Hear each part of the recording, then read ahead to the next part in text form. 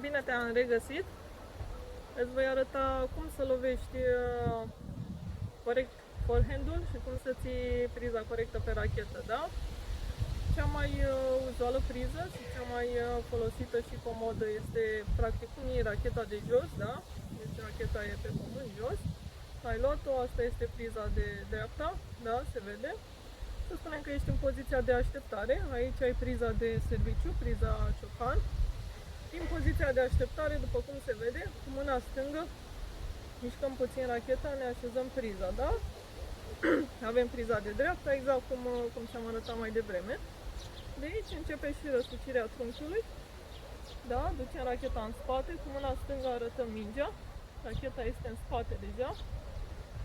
De aici plecăm, începem să coborâm ușor capul rachetei, mingea o vom lovi aici, la nivelul șoldului, unde este cel mai comod. De aici încolo începem să închidem peste umăr, aducem și piciorul drept în față, da? Încă o dată avem poziția de așteptare, da? Vine mingea, așezăm priza, capul rachetei sus, cu mâna stângă, punem piciorul stâng în față, cu mâna stângă arătăm mingea. De aici, da, se vede planul rachetei, este îndreptat, este perpendicular pe fileu. Începem să coborâm ușor, lovim mingea la nivelul șoldului și terminăm lovitura peste umăr cu cotul la gură, da?